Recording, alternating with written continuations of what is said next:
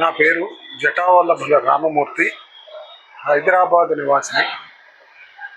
ఇక్కడ రాజమహేంద్రవరములో వెంకటేశ్వర ఫైనాన్స్ ఆవరణలో ఉన్న షిరిడి సాయిబాబా మందిరంలో 13వ వార్షికోత్సవ సందర్భంగా ఆంధ్ర మహాభారతమునందలి విరాట పర్వము ప్రసంగములు 3 రోజులు ఏర్పాటు చేయటం అయినది. అందులో మొదటి రోజు ప్రసంగము ఈరోజు పూర్తి అయినది. విరాట పర్వము అనేటువంటిది రామాయణంలో సుందరకాండ ఎటువంటి ప్రాముఖ్యత సంపాదించుకుందో అటువంటి ప్రాముఖ్యత సంపాదించుకున్నటువంటిది విరాట పర్వము. విరాట్ అంటే జగత్తునంతటినీ పరిపాలన చేసేటువంటి మహాచక్రవర్తి అని పేరు. ఇది అంతరార్థం. విరాట మహారాజు దగ్గర పాండవులు సంవత్సర కాలం అజ్ఞాతంగా గడిపారు అన్నది కథకి సంబంధించినటువంటి విషయం. ఇందులో అనేకమైనటువంటి ధార్మికమైనటువంటి విషయాలు ప్రస్తావన చేయబడ్డాయి.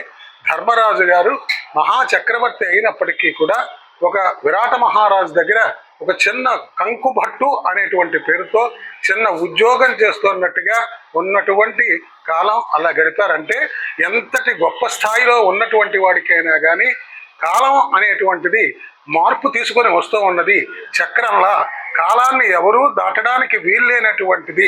కాలం అన్నియుం చేయుచునుండు కాలము విచిత్రము దుస్తరమెట్టి వారికి వాయు వశంబులై ఎగసి వారి ధరంబులు మింట కూడుచున్ పాయుచునుండు కైవడి ప్రపంచము సర్వము కాలతంత్రమై పాయుచు కూడుచుండు ఒక భంగి చెరింపదు కాలమన్నియుం చేయుచునుండు కాలము విచిత్రము దుస్తరము ఎట్టి వారికి అని మహాభాగవతంలో పద్యం. దానికి సరిపడేటువంటి విధంగా మహాచక్రవర్తి అయినటువంటి వారు అలాగే పరిపాలన దక్షులైనటువంటి వారు ఒక చిన్న ఉద్యోగం చేసి మళ్ళీ ధర్మం జయించడానికి కారణమై వారు ధర్మ విజయాన్ని పొంది విరాట పర్వము అనేటువంటిది కౌరవులకు పరీక్షాకాలం, పాండవులకు పరీక్షాకాలం. వారు ఈ సంవత్సరంలో వారిని పట్టుకోవాలి, వీరు దొరకకుండా ఉండాలి. ఈ పరీక్షలో ధర్మం జయించింది, ధర్మం జయిస్తుంది అన్నదానికి జయము అని మహాభారతానికి పేరు.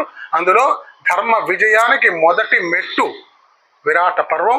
దీని తర్వాత యుద్ధ పర్వాలు మొదలవుతాయి. ఉద్యోగం, ప్రయత్నం, ఆ తర్వాత ప్రయత్నం కూడకపోయిన కారణం చేత ఉద్యోగాలు కలుగుతాయి. కాబట్టి అత్యంత ప్రాముఖ్యత సంతరించుకున్నటువంటి విరాట పర్వం 3 రోజులు ప్రసంగాలు ఇక్కడ ఏర్పాటు చేయటం చాలా విశేషమైనటువంటి విషయం.